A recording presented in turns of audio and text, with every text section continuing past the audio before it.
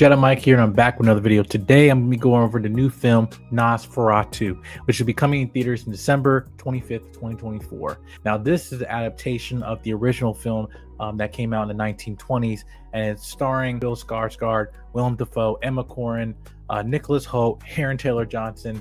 This film, I can tell you, is horrific, and I mean horrific in terms of how terrifying this film is. This is by far the most, I think, scariest film of 2024, but I think this is the best horror film of this year by far. As this being an adaptation of the original film in the 1920s and a basically stereotypical vampire story, Count Dracula, etc. But this is separate. This is a different entity. This was a film that was shot very well by director Robert Eggers, and I felt me sitting back here watching this film and kind of going through a out-of-body experience watching this. Again, horror is not my favorite genre. However, when it's done right, it definitely delivers, and this film does that. Now, you have Nicholas Hoult, who plays Thomas Hunter in this film, who's mostly the lead of this film, but you also have other characters such as his wife, Ellen Hunter, which is played by Lily Rose Depp.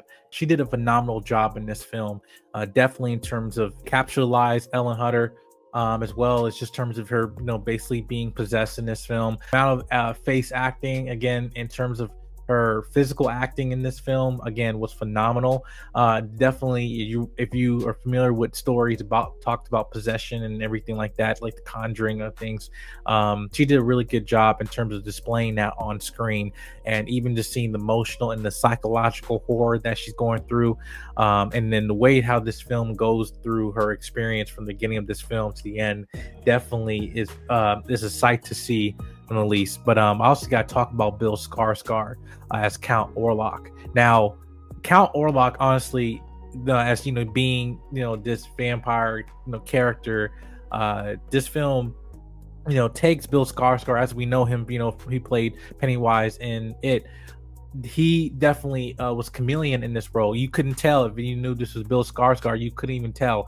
I have to shout to the makeup department for this film. The way that they Bill Skarsgård had physicality with this boss, with his voice, was very, very interesting. Again, and as this film, in terms of cinematography, how it it kind of hides this character, and not even the promotional elements of this film, I felt that they really hide a lot of scenes in this, especially involving Count Orlok as well. And I think that was again, that was a great decision, because it's saving all of the meat when you go see this film in the cinema. And I felt this film definitely kind of solidified that Bill Skarsgård, as he's a great character actor, he definitely disguised himself in these roles.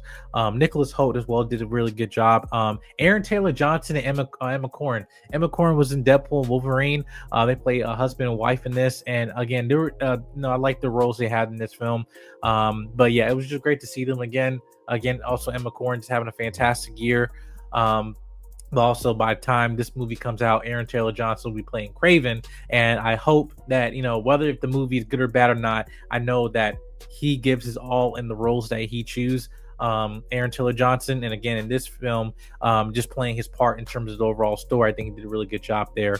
Let's talk about Willem Dafoe. Willem Dafoe, I will say, definitely there's comedic elements to this film. Much as you probably be surprised to hear that. But yeah, Willem Dafoe, again, this coming from also like Lighthouse and other things, just his career. Willem Dafoe definitely is the character that anytime he steals the scenes that he's in, every single time. They definitely, he plays, the type of character trying to defeat the entity of this film, right? And but definitely he brings that side of comedic relief with this.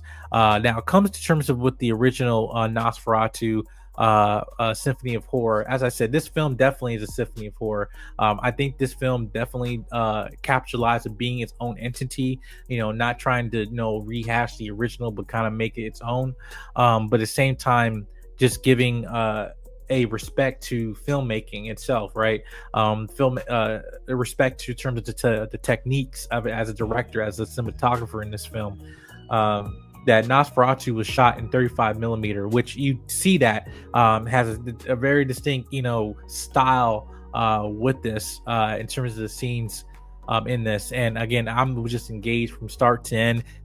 Also, this is definitely is a long film. However, and this being a horror film, it definitely sets you terms of momentum of how to be consistent with the tone from start to finish, but also when dramatic events happen, they do a certain element in this film that definitely kind of left you sitting on the edge of your seat. As you're kind of having the sense of suspense, also with just terms of the music in this film, they definitely work harmoniously together to a point where they capitalize when the big payoff moments happen with dramatic scares. And again, there's not a lot of visual effects with this film, and that's the thing. There's not a lot of visual effects with this. However, there are camera shots, there are silhouettes of it all, but also makeup and blood as well. They definitely play into that. But this is what I talk about having respect. This film is also respect to filmmaking itself. Just in terms of just going back to the techniques of what makes films great, right? This is cinema. As I'm the conversation about what is cinema and what is not, obviously. But this film, I felt were how it was shot on a technicality perspective, being shot in 35 millimeter, also having not relying heavily on visual effects, but at the same time utilizing the scenery, utilizing the environment. That was another thing that that caught my eye while watching this, was that you feel the atmosphere with this film. You feel the atmosphere in what's it, I believe in Germany, right?